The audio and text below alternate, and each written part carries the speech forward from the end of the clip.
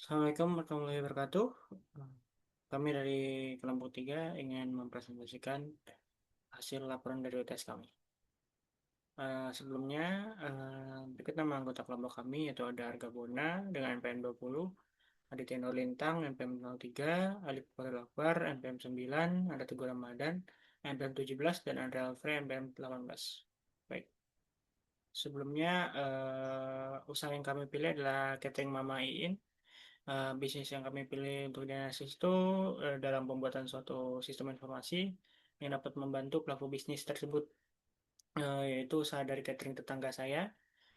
Usaha catering ini bersifat rumahan dengan skalanya itu kecil, menjual berbagai lauk dan sayur pada pembeli di sekitar lingkungan rumah penjual. Seluruh transaksi jual beli itu dilakukan melalui WhatsApp karena sang penjual juga termasuk kurang mengerti teknologi. Jadi metode pembayaran dari usaha catering ini cuma melayani cash tanpa opsi lain-lain. Proses dari usaha catering ini cukup sederhana, yaitu pemasaran melalui status WA. Jadi menu akan diposting di status WA sehari sebelum menu itu dijual. Lalu ke proses produksinya, bahan itu dibeli pagi hari, lalu mulai memasak pada siang hari, dan makanan yang sudah matang langsung akan diantarkan ke pembeli pada siang hari atau sore harinya tergantung lama memasaknya.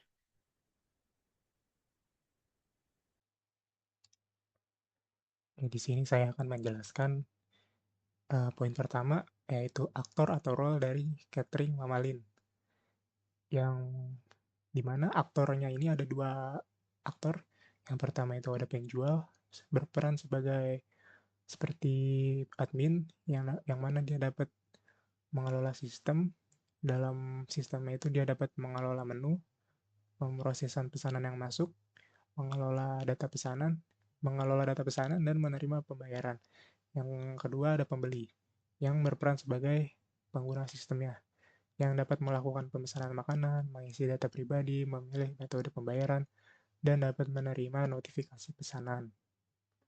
Oke, berikutnya di sini ada poin use case diagram, di mana use case ini menampilkan beberapa fitur dalam sistem yang dapat diakses oleh dua aktor, yaitu pembeli dan penjual. Yang pertama itu ada fitur di mana si pembeli pertama-tama akan scan QR untuk masuki sistem, lalu si pembeli bisa melihat menu makanan yang tersedia atau yang di dapat dipesan hari ini. Terus ada pembeli bisa memesan makanan dengan menginput nama, input jumlah, dan juga bisa dapat membatalkan pesanan atau menghapus menunya.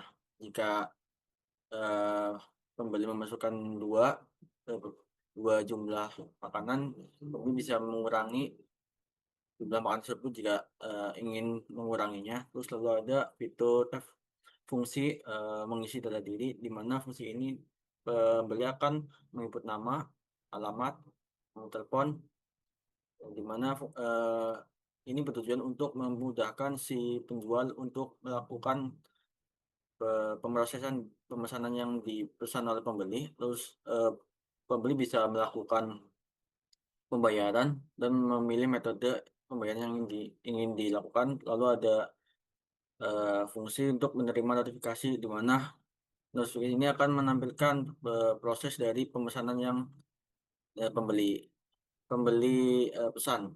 Lalu pada aktor penjual terdapat fungsi mengolah data makanan, di mana si penjual bisa mengupload makanan, input nama makanan, input deskripsi makanan, input harga, input stok, dan bisa hapus juga makanan.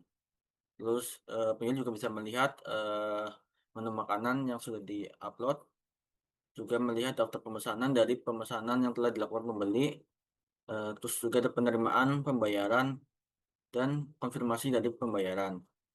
Nah, ini merupakan use case dari sistem pemesanan catering Mama In.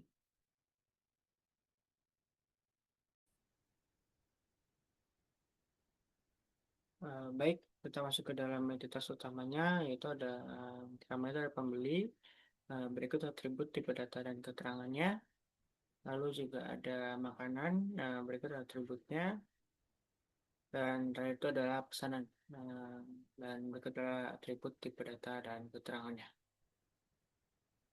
Selanjutnya ada entitas utama pembayaran dengan beberapa atribut tipe data keterangan, di mana ada atribut id pembayaran dengan tipe data string, keterangannya id unik pembayaran, terus id pesanan dengan tipe data string, terus keterangannya relasi dengan tabel pesanan, lalu ada subtotal dengan tipe data double, keterangannya total harga dari yang dibayarkan. Lalu ada atribut method dengan atribut data string, keterangannya metode pembayaran dengan COD dan transfer. Lalu ada waktu pembayaran, itu tipe datanya date time dengan keterangan waktu pembayaran dilakukan. Lalu selanjutnya ada entitas utama notifikasi dengan atribut id notifikasi dengan tipe string, terus keterangannya id unik notifikasi. Ada juga atribut id pesanan, tipe data string itu FK, relasi ke tabel pesanan, konfirmasi dengan tipe data bolehan, status konfirmasi pembayaran, status itu tipe data string dengan keterangan status pemesanan pending dan selesai. Lalu ada atribut notifikasi dengan tipe data string, keterangannya itu pesan pesan notifikasi.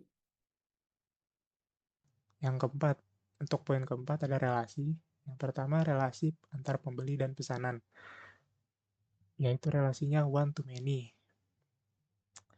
Karena seorang pembeli itu dapat membuat banyak pesanan, dan setiap pesanan hanya dapat dibuat oleh satu pembeli. Yang kedua ada relasi antar makanan dan pesanan. Yang relasinya itu menurut saya ini ada yang salah, karena relasi seharusnya itu adalah many to many. Karena satu pesanan itu terdiri dari beberapa makanan, dan satu makanan bisa dipesan dalam banyak pesanan.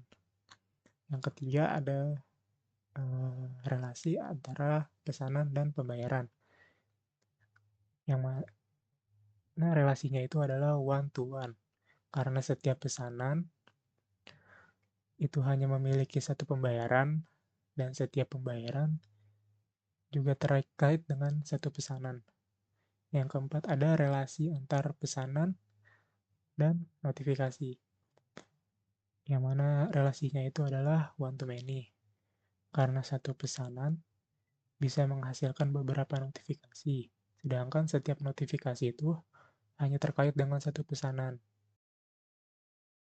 Selanjutnya adalah kelas diagram. Pada kelas diagram sendiri terdapat beberapa kelas, yaitu ada kelas pembeli, kelas pesanan, kelas makanan, kelas pembayaran, dan kelas notifikasi. Pada kelas pembeli dan pesanan terjadi hubungan 1 ke 0 atau lebih. Kenapa di pesanannya 0? Karena pembeli bisa melakukan isi data aja, tapi tanpa memesan terlebih dahulu. Jadi nggak harus langsung memesan. Pada pesanan dan makanan terdapat hubungan 1 atau lebih.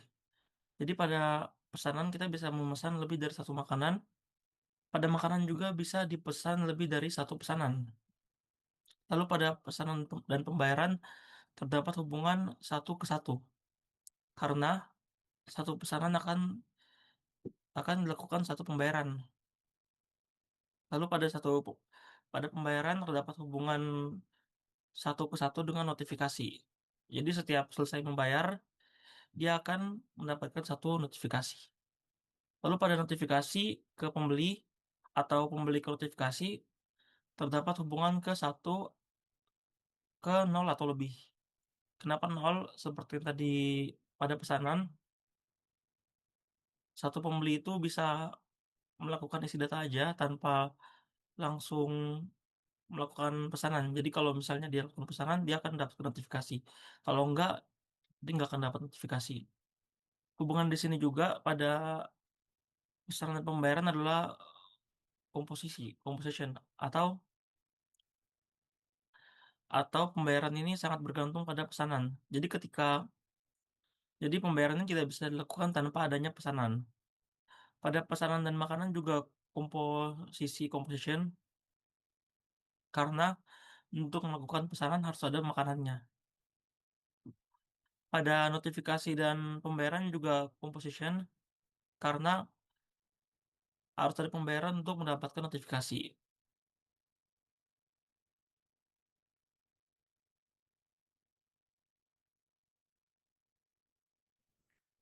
Baik, kali ini saya akan menjelaskan tentang wireframe data diri, wireframe tambah menu, wireframe makanan, dan wireframe pesan. Untuk yang pertama, yaitu wireframe data diri, berisikan data diri pelanggan, yaitu data diri nama panjang, alamat, nomor HP, dan tombol pesan makanan. Lalu setelah itu akan diarahkan ke wireframe tambah menu. Wireframe tambah menu ini berisikan foto makanannya, lalu tombol hapus makanan. Lalu di sini ada data makanannya, yaitu nama makanan, harga, stok, dan deskripsi. Lalu ada tombol konfirmasi untuk mengkonfirmasi. Setelah itu ada wireframe makanan. Di sini ada foto makanannya, jumlahnya, stok, deskripsi, dan tambah untuk menambahkan makanan yang diinginkan. Lalu di sini ya ada wireframe pesan, yaitu wireframe yaitu ada terdapat foto makanan, nama makanannya, harga, stok, dan deskripsi. Lalu di sini ada jenis makanan yang dipilih apa saja, misalnya rendang, opor, kangkung tumis, sayur bening dalam satuan kilogram. Lalu di sini ada harga, yaitu total dari makanannya. Terus di sini ada jumlah makanan yang dipesan berapa. Lalu di sini ada subtotal, yaitu total dari harga makanan yang dipesan. Lalu ada tombol pesan untuk memesan. Selanjutnya ada pembayaran. Setelah dia mengisi datanya, dia harus membayar terlebih dahulu. Seperti berikut ada nama makanannya, harga dan jumlah sesuai dengan yang dipesan, dan totalnya juga. Dan terdapat metode pembayaran, transfer atau cash.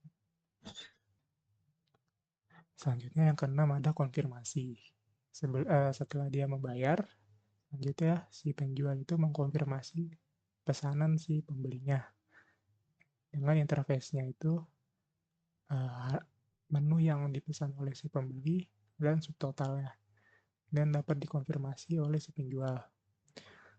Selanjutnya ada notifikasi bagi si pembelinya setelah si penjualnya sudah konfirmasi pesanan si pembeli sebelumnya. Yang di dalamnya itu ada notifikasi seperti pesanannya itu sedang dibuat atau sudah dikonfirmasi atau sudah diproses dan selesai. Jika pesanannya itu dikonfirmasi oleh si penjual, tertera menu-menu yang telah dipesan oleh si pembelinya dan total waktu pemesanan dan waktu pembayarannya.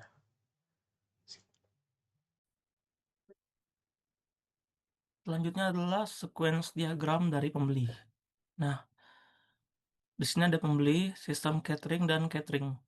Ketika pembeli melihat menu, maka sistem catering akan memberikan menu.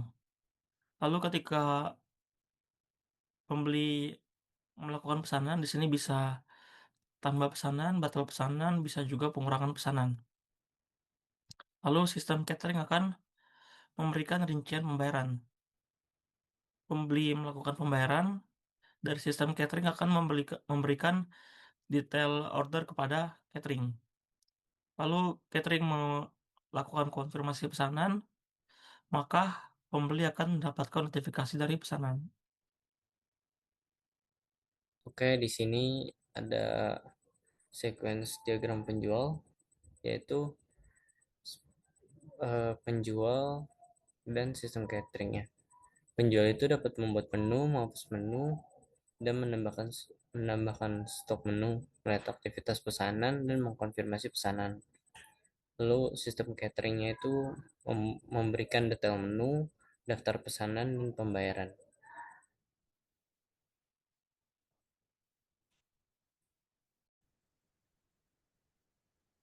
Sekian dari kelompok kami, kurang lebihnya mohon maaf. Wassalamualaikum warahmatullahi wabarakatuh.